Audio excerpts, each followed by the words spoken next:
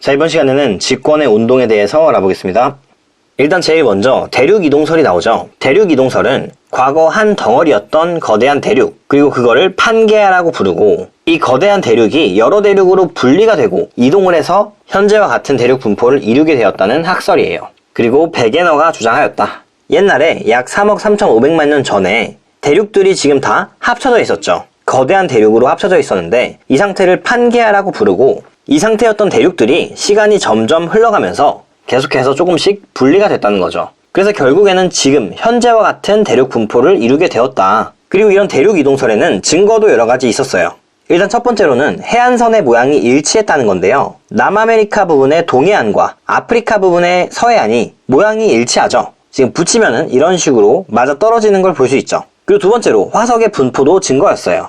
지금 떨어져 있는 대륙들을 붙인 다음에 화석의 분포를 분석해보니까 같은 종인데도 불구하고 멀리 떨어진 대륙에서 연속적으로 쭉 발생이 됐다는 거죠. 그리고 세 번째로 빙하의 흔적도 있어요. 지금 떨어져 있는 대륙들을 합쳐보니까 남극을 중심으로 빙하의 흔적들이 남아있는 대륙이 모여 있었다는 거죠. 그리고 또 따뜻한 인도 대륙에서도 빙하의 흔적이 발견이 됐다는 거예요. 그래서 이게 모여있다가 대륙들이 이동해가지고 떨어졌겠구나 라고 추측을 했다는 거죠. 마지막으로 산맥의 연속성이 있어요. 지금 북아메리카와 유럽 부분에 산맥을 이으면 하나로 이어진다는 거죠. 그래서 합쳐봤더니 이런 식으로 이어지는 구간이 존재한다. 근데 이런 여러 가지 증거에도 불구하고 대륙이동설에는 한계가 있었어요. 다양한 증거를 제시하긴 했는데 이 대륙이동의 원동력을 밝히지 못해서 발표 당시에 인정을 못 받았다는 거죠. 그래서 다음 페이지로 넘어갈게요.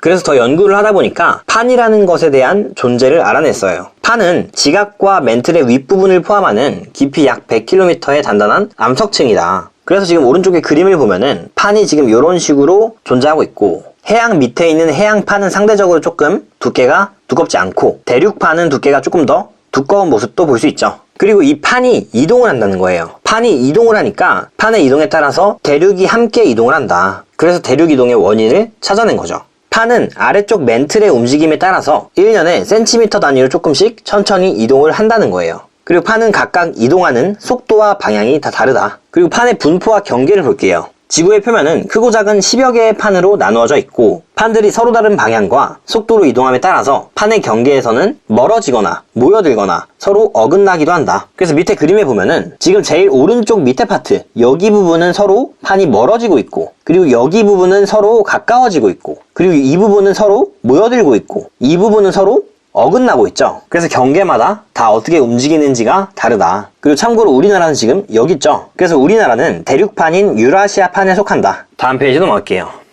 그리고 이제 화산활동에 대해서도 알아야 돼요. 화산활동은 밑에 있는 마그마가 지각의 약한 틈을 뚫어서 지표로 빠져나오는 현상이다. 그리고 화산활동이 일어나게 되면은 분출물들이 나오는데 화산 기체, 용암, 화산 쇠설물 등이 분출된다. 화산 기체는 말 그대로 기체이고, 용암은 액체죠. 그리고 화산 쇠설물은 고체이다. 화산 쇠설물은 화산재, 암석 조각 등이 포함되어 있어요. 화산활동은 여러가지 피해를 일으키지만 이로운 점도 있다는 거. 그래서 일단 먼저 피해를 보면은 화산재가 햇빛을 가려서 평균 기온이 낮아져요. 화산이 폭발하면 온도가 막 높아질 것 같지만 공기 중에 화산재들이 너무 많아져서 햇빛을 가리게 돼서 평균 기온은 오히려 낮아진다는 거죠. 다음으로 화산재가 항공기 고장을 일으키고 운항에 차질을 빚는다. 공중에서 항공기에게 악영향을 주겠죠.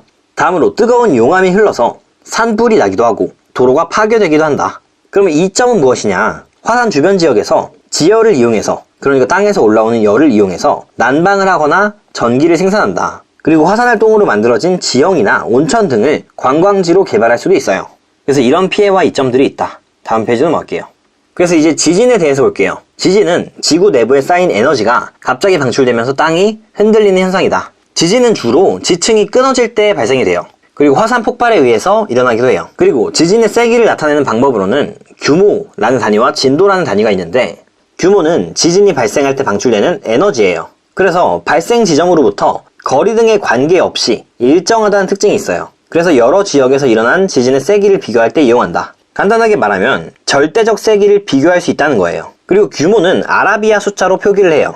예를 들어서 규모 7.0 이런 식으로 말하는 거죠. 다음으로 진도를 볼게요. 진도는 지진에 의해서 땅이 흔들린 정도나 피해 정도를 뜻한다. 그래서 발생 지점으로부터 거리 지층이나 건물의 강도에 따라서 다 다르게 느껴지는 거죠. 그래서 일반적으로 발생 지점에서 가까울수록 크다. 그러니까 얘는 절대적인 값이 아니라는 거죠. 지진의 피해 정도를 상대적으로 비교할 때 쓸 수 있다. 진원은 지진이 발생한 딱 그 지점이에요. 그리고 진앙은 진원 바로 위에 지표면 지점이에요. 그리고 지진 대처 요령을 볼게요.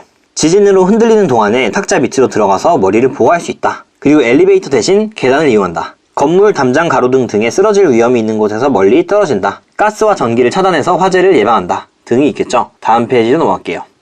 이제 화산대와 지진대를 볼게요. 화산대는 화산 활동이 자주 일어나는 지역이고 지진대는 지진이 자주 일어나는 지역이에요. 그런데 이 화산대와 지진대의 분포를 보면은 특정 지역의 좁고 긴 띠 모양으로 나타난다. 그리고 판의 경계와 대체로 일치한다 라는 특성이 있어요. 지금 왼쪽의 그림을 보면은 이 화산대, 지진대, 판의 경계, 대체로 다 일치하는 모습을 볼 수가 있죠. 그리고 중앙에 환태평양 화산대와 지진대, 지금 이 부분이 굉장히 많은 화산대, 지진대가 있어요. 그래서 전 세계 화산 활동의 80%가 다 이 부분에서 일어나요. 그래서 불의 고리라고도 한다. 그리고 판의 경계와 화산대와 지진대가 대체로 일치하잖아요. 그 이유가 지각 변동은 판의 경계에서 발생하기 때문이에요. 지각 변동이란 화산 활동이나 이제 지진 같은 거를 말하죠. 그리고 우리나라 부분을 조금 더 확대한 그림을 볼게요. 우리나라보다 일본에서 지진이나 화산 활동 같은 것이 훨씬 더 많이 일어나죠. 그 이유가 무엇이냐면 이 판의 경계와 굉장히 가깝기 때문이에요. 그래서 지각 변동은 판의 경계에서 일어났는데 이 일본은 판의 경계와 굉장히 인접하기 때문에 화산 활동도 그렇고 지진도 그렇고 굉장히 많이 일어난다. 그래서 오늘 내용은 여기까지고 영상이 유익하셨다면 구독 눌러주시고 좋아요 눌러주시면 감사하겠습니다.